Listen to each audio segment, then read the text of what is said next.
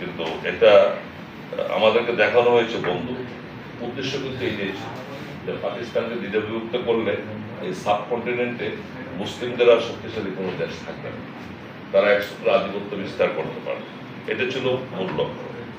আর বিশেষ করে আমাদের দেশ স্বাধীনের পরে শেখ হাসিনা সরকার যে চুক্তি করেছিল পার্বত্য চট্টগ্রামে 97 সালের 2 ডিসেম্বর, এই চুক্তিটা ছিল পার্বত্য অঞ্চলটাকে ভারতের হাতে তুলে দেওয়ার একটা দলিল। এখানে 54% বাঙালিদের বসবাস রয়েছে এবং প্রত্যেক জাতিগোষ্ঠীর কোনো কিন্তু সেখানে চুক্তিতে উল্লেখ করা হয়নি, মানে স্বার্থ অধিকার এটা নিয়ে কোনো হয়নি।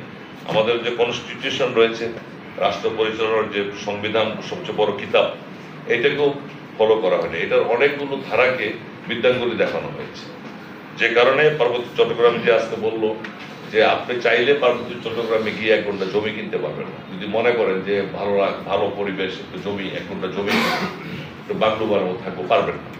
আবার পার্বত্য চট্টগ্রামে যারা আমরা একসময় পাহাড়ি বলতাম, তারপরে তারা চুক্তি করেছে উপজাতি হিসেবে নিজেদেরকে পরিচয় দিয়ে 70 তারপর আবার সংবিধানে অন্তর্ভুক্ত হয়েছে ক্ষুদ্র নিগোষ্ঠী হিসেবে, এখন আবার আদিবাসীর কথা বলে। তারা কিন্তু বাংলাদেশের যে কোনো অঞ্চলে গিয়ে জমি কিনতে পারবে। তো এই যে আমাদের যে কনস্টিটিউশনাল যে রাইট থেকে আমরা বঞ্চিত বিভিন্নভাবে, এটা কিন্তু তখন করা হয়েছিল মূলত শান্তি প্রতিষ্ঠার লক্ষ্যে নয়, করা হয়েছিল এটাকে ভারতের হাতে তুলে দেওয়ার জন্য। এখানে চার্টার অফ মদিনার কথা বলা হয়েছে। চার্টার অফ মদিনা হচ্ছে সবচেয়ে বড় দলিল, বিদায় হজের ভাষণ হচ্ছে সবচেয়ে বড় দলিল, মহাগ্রন্থ আল কোরআন হচ্ছে সবচেয়ে বড়। এর চেয়ে বড় দলিল আর তো থাকতে পারে না। তো সেটাকে যদি আমরা ফলো করতে পারি, রাষ্ট্র পরিচালিত হয়েছে চার্টার অফ হিন্দুস্তানের মতো, মুখে বলা হতো যে আমি মদিনা সমুদ্রের আলোকে রাষ্ট্র পরিচালনা করি, সে মদিনার ময়ের কাছেও যায়। যার কারণে আজকের এই সমস্যা কিন্তু দিন দিন বেড়ে যাচ্ছে। বেড়ে যাওয়ার মূল যে কারণ, 2টা কথা বলে আমি শেষ করে দিই। মূল কারণ হচ্ছে আমরা 7 সিস্টারের কথা বলি। 7 সিস্টার মূল ভারতের ভূখণ্ডের সাথে তাদের কমিউনিকেশনের বিশাল সমস্যা হচ্ছে, যার কারণে ভারত চাচ্ছে আমাদের বঙ্গোপসাগরকে ব্যবহার করা। বঙ্গোপসাগর যদি তারা ব্যবহার করতে পারে, তাহলে তারা অর্থনৈতিকভাবে আরো সমৃদ্ধ হবে।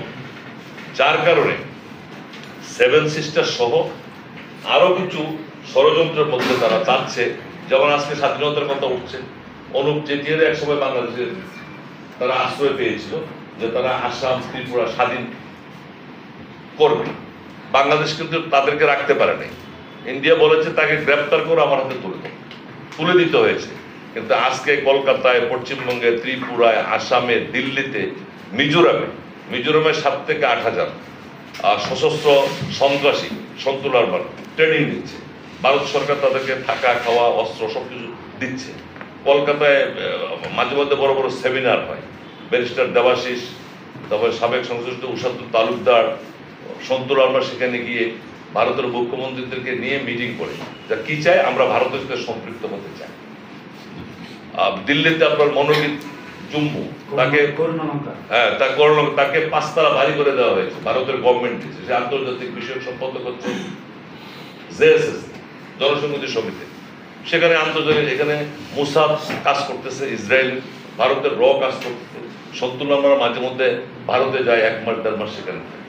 তাদের মূল লক্ষ্য উদ্দেশ্য হচ্ছে যে তাদের এরিয়া কিন্তু বড়, টেকনাফ থেকে ফেনী পর্যন্ত বিশাল অঞ্চল পার্বত্য চক্র নিয়ে তারা আলাদা একটা স্বাধীন রাষ্ট্র এখানে করতে যাচ্ছে। সুতরাং এখন আমরা একজন অনুপ চেটিয়াকে রাখতে পারিনি, গ্রেপ্তার করে ভারত সরকারের কাছে বুঝিয়ে দিতে হয়েছে।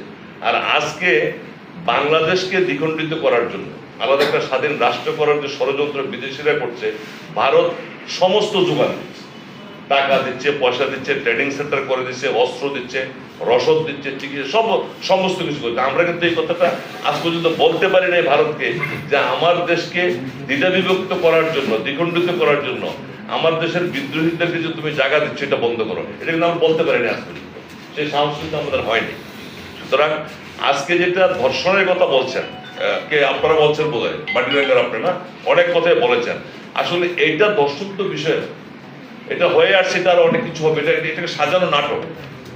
এটা একটা তৈরি করা নাটক। মূল বিষয়টা হচ্ছে এই অঞ্চলটাকে তারা আলাদা একটা রাষ্ট্র করে ভারতের হাত তুলতে চায়। এখন তাদের স্লোগান দেখেন তিনটা স্লোগান। একটা হচ্ছে পার্বত্য চট্টগ্রামে সেনাবাহিনী থাকতে পারবে না, সেকেন্ড হচ্ছে পার্বত্য চট্টগ্রামে বাঙালি থাকতে পারবে না, থার্ড হচ্ছে আমরা ভারতের সাথে থাকতে চাই। এটা কিন্তু তাদের মূল, এখন এই তিনটা কিন্তু তাদের স্লোগান। আপনি একটা জিনিস অবাক হয়ে যাবেন, আমাদের কত নতজানু পররাষ্ট্রনীতি, আমরা কত দুর্বল। আমার পার্বত্য চট্টগ্রামে গত 54 বছরে 1000 সেনা সদস্য শহীদ হয়েছে, 1000 এই সশস্ত্র সন্ত্রাসীদের গুলিতে। গত কিছুদিন আগেও দেখেছেন পোশাক পরা সেনাবাহিনীর অফিসার থেকে শুরু করে দা দিয়ে পচে, লাঠি দিয়ে পিটাচ্ছে, গুলি করে হত্যা করে 150 জন গুলি করা হয়েছে। বাট সেনাবাহিনী নিশ্চয় কোনো কথা বলছে না। সেনাবাহিনী আপনার তো গভর্নমেন্টের চাকরি করে, গভর্নমেন্ট যদি সেই নির্দেশ না দেয়, সিদ্ধান্ত না দেয় যে পার্বত্য চট্টগ্রামের অবৈধ অস্ত্র উদ্ধার করো এবং পার্বত্য চট্টগ্রাম থেকে সন্ত্রাসীদেরকে গ্রেপ্তার করো, তাহলে সেনাবাহিনী তো কিছু করতে পারবে না। সুতরাং এই যে নতজন পররাষ্ট্রনীতি, রাম রাজত্বের শিকার ছিলাম 17 বছর, এখন বাম রাজত্বের শিকার। বামরা কিন্তু ঢাকায় বসে বিবৃতি দিচ্ছে, 80 জন নারীবাদী বিবৃতি দিয়েছে। প্রথম আলো নিউজ যে পার্বত্য চট্টগ্রামে ধর্ষণ বন্ধ করতে হবে, এই করতে হবে, সেই করতে হবে। বামেরা সেখানে বসে বিবৃতি দিচ্ছে, কনফারেন্স করছে, সেমিনার করছে। এবং ব্যারিস্টার দেবাশিসের মিসেস ইয়ানিয়া আপনার ফ্রান্সে গিয়ে সিনেট সদস্যদের সাথে মিটিং করে বলেছে যে পার্বত্য বাংলাদেশের সেনাবাহিনী তারা হলো সন্ত্রাসীদেরকে লালন করে শান্তিরক্ষী মিশনে যাতে কোনো সেনা সদস্য অন্তর্ভুক্ত করা না হয়, নিষিদ্ধ করা হয়। আইফেল টাওয়ারের সেখানে তারা প্লে কার্ড শুরু করেছে।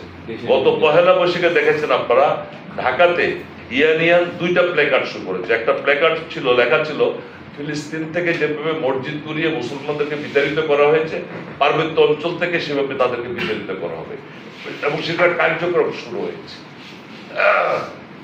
দর্শিতা একজন নারী যদি সত্যি হয়, উনি বলেছেন যে আমি লম্বা করতে চাই না, এখানে দর্শনে কোনো আলামতি পাওয়া যায় না। যেটা হয়েছে আসলে বিষয়টা কিন্তু এটা নয়, কারণ ওই যে বলা হয়েছে ফিলিস্তিনের মতো করা হবে, সেটার আলামত শুরু হয়েছে। আমার জেলা বান্দরবনে মসজিদের ইমাম এশার নামাজ পড়িয়ে বাসায় যাওয়ার সময় গুলি করে হত্যা করা হলো। তারাবির নামাজ থেকে মুসলিমদেরকে বের করে দেওয়া হলো, ইমামকে অপমানিত করা হলো। গত বছর রাঙ্গামাটি কেন্দ্রীয় বনরূপা মসজিদে হামলা করা হলো, সাজেকের মসজিদ ভেঙে দেওয়ার জন্য ওডিবি বার্তা দেওয়া হলো, এবং এই ঘটনাকে কেন্দ্র করে খাগড়াছড়ির মডেল মসজিদ গুইমারাতে আগুন দেওয়া হলো আমার এই বাতিজার এলাকায়, এবং খাগড়াছড়ি মসজিদকে ভেঙে দেওয়া হলো। তার মানে কি, এটা কিসের আলামত? ওই যে ফিলিস্তিনের সিস্টেম, সেই আলামতেই এখানে কিন্তু এখন কাজ চলছে। মূলত বিষয়টা হচ্ছে এই অঞ্চলটাকে আমাদের সমুদ্র ব্যবহার করে ভারত তাদের স্বার্থ উদ্ধার করবে, এই লক্ষ্য নিয়ে কিন্তু কাজ করছে। যার কারণে ভারত শেল্টার দিচ্ছে, টাকা দিচ্ছে, ইসরায়েল দিচ্ছে, এবং অধিকাংশ রাষ্ট্রগুলো যারা সন্ত্রাস পালন করে তারা সেখানে এসে কিন্তু কাজ এখানে করছে। এবং চুক্তি 246টা সেনা ক্যাম্প প্রত্যাহার করা হয়েছে চুক্তির মাধ্যমে।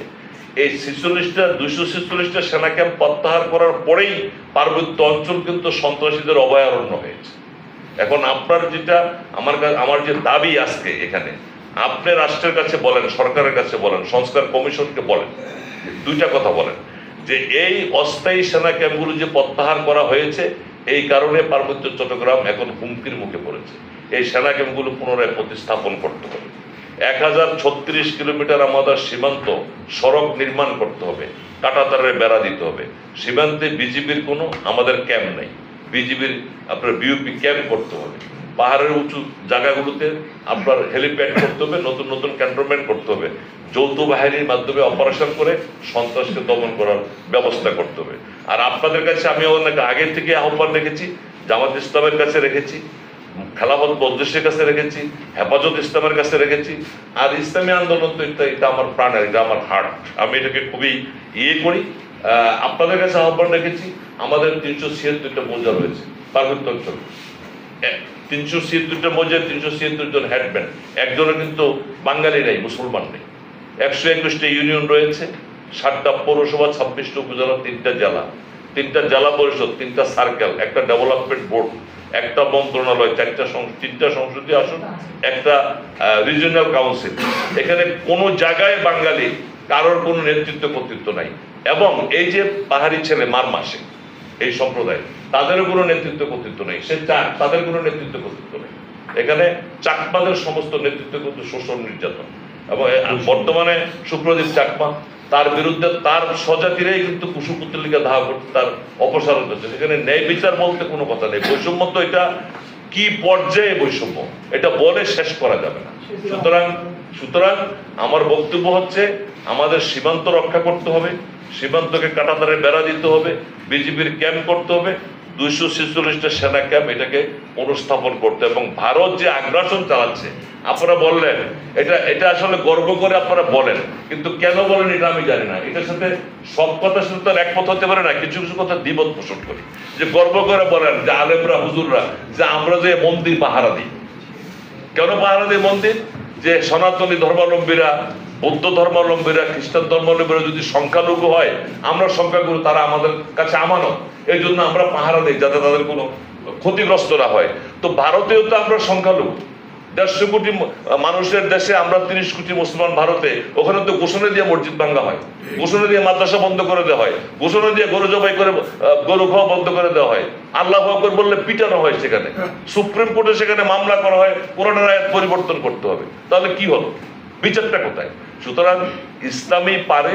ওই চার্টার অফ মদিনা বলছেন, মুখে বললে হবে না। চার্টার অফ মদিনাকে বাস্তবে আপনাকে রূপ দিতে হবে। এই জন্য আপনাদেরকে বলি, বিশেষ করে এটা আমার প্রাণ ইসলামী আন্দোলন, আমি আপনাদেরকে বলছি, জোরালোভাবে বলছি, আপনারা পার্বত্য চট্টগ্রামে আসেন। পার্বত্য চট্টগ্রামের প্রত্যেকটা উপজেলায়, প্রত্যেকটা ইউনিয়নে মাদ্রাসা প্রতিষ্ঠা করবেন। সেই মাদ্রাসা প্রতিষ্ঠা করতে গিয়ে আমরা জানও দিব, মালও দিব সেখানে। এটা আমাদের জন্য জেহাদের ময়দান। আমরা শাহাদতের তামান্না নিয়ে সেখানে কাজ করছি। ধন্যবাদ আপনাদের।